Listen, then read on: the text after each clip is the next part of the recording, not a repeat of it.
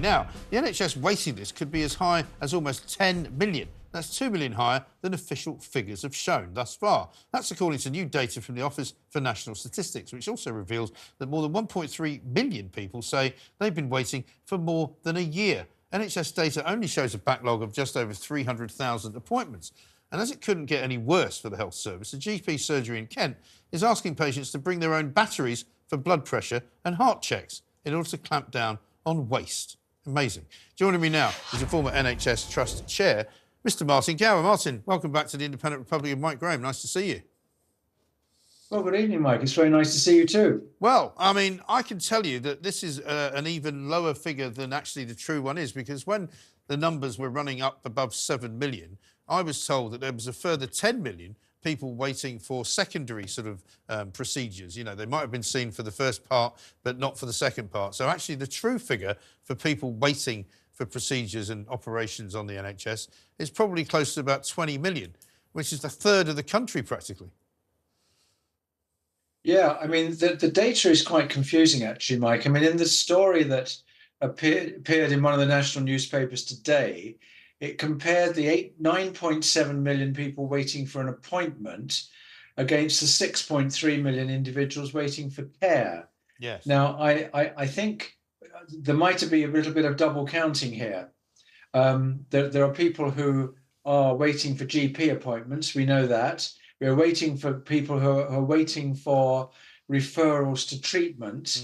There are people who are waiting for scans. Right. Some of them will be the same people, but they're at a different stage in the queue. That all being said, it's a pretty awful situation to be in.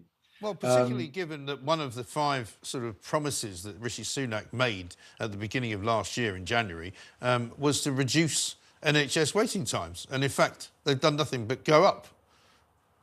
Yeah, and I think that was an inevitability. I mean, I think, Mike, a lot of things are going on, but after the COVID situation, where basically the NHS turned the majority of its efforts into COVID, I was still there at the beginning of the COVID pandemic.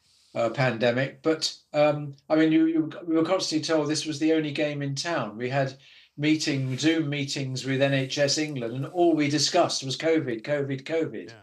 And there were people, well-respected medics, who were warning that with all this the requests to protect the NHS, there was going to be a growth, in the severity, the acuity of patient presentations, but B, in a whole line of people who hadn't presented to a GP in order to protect the NHS, and then it all flooded on after the restrictions were lifted.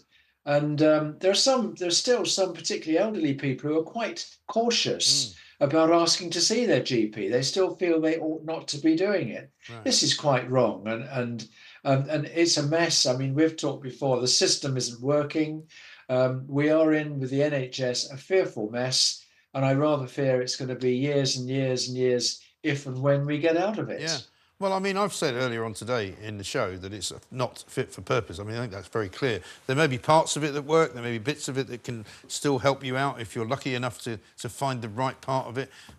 But for many people now, the NHS is not even an option. And what I've been seeing lately as well is more and more people seeking some kind of private solution, whether it's joining up with a health insurance company, whether it's going to a private hospital and trying to make some kind of plan to pay for it. People have just had enough. They're not even bothering anymore. No, I think that's true. Actually, I think the NHS have given up to some degree because they're commissioning the private sector enormously. I mean, if for example, I know a number of people, elderly people, who've had cataract operations. They're all being done in the private sector, and they're being done in the private sector by the monies coming from the NHS. Yes. And somebody I spoke to who'd had a cataract operation, the doctor who did the operation in the private sector said, "We do 20 a day cataract operations here, whereas in an NHS hospital, they do 8. And that tells you a bit as well about what's going on. Exactly.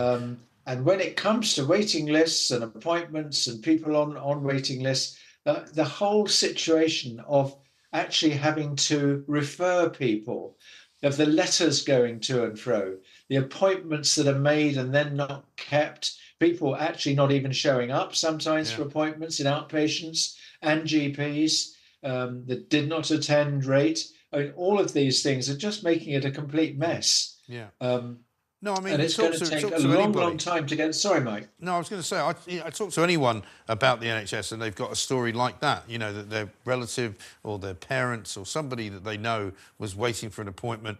They never got the letter. By the time they got the letter, it was already past the point at which they should have turned up for the appointment, you know, and all that kind of thing. Just basic stuff that they don't seem to be able to get right. And now asking people to turn up with batteries, you know, when you're going to see your doctor. I mean, for God's sake, you might as well turn up with one of those, you know, operation kits that you give to kids. You know, see if you can get the see if you can get the appendix out with that little, you know, screwdriver. Yeah, should I bring a scalpel with me that for my operation? I mean, the idea that that's going to save waste is absolutely ludicrous. I could spend 10 minutes and tell places how to cut back on waste. It's not difficult. Yeah. Is really not difficult. And but that story about the GP surgery in Kent asking people to bring their own batteries is so crazy. I mean, it's just laughable. It really is. I think the other thing, though, I would say, Mike, to have a little bit of balance. I mean, we have a number of friends and relations who have been undergoing various procedures from the NHS, and generally speaking, they've not been too bad. Yeah. In fact, they've been rather good, very prompt. Yeah. My own family, my wife had to go to the A&E about a year ago. Very good service. The paramedics turned up on time. She got straight was admitted straight away. There, 24 hours, dealt with, all very good. I had shingles. And that was dealt with by my GP surgery very, very efficiently. We have friends in Nottinghamshire who have had a good experience.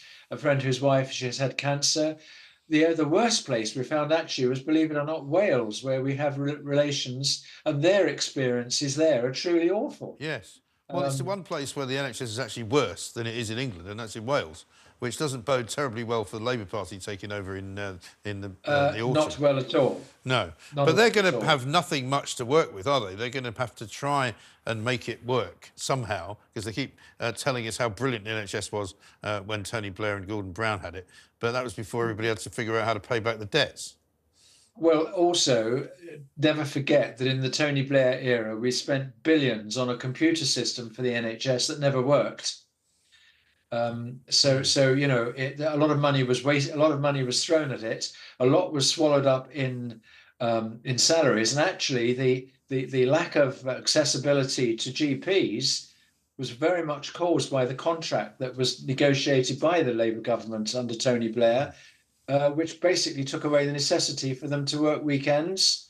In fact, the BMA were amazed that they were actually being paid a lot more for doing quite a lot less. Yeah. And so that's one of the reasons we're in a mess with the GPs and primary care. I do think that ultimately there's going to need to be honesty in our health system, and the bit of honesty most needed is that actually politicians really aren't the best people to run your health systems. Well, I'll leave you with that thought, Martin, because I'm going to debate that with my panel here. Martin Gower, thank you very much indeed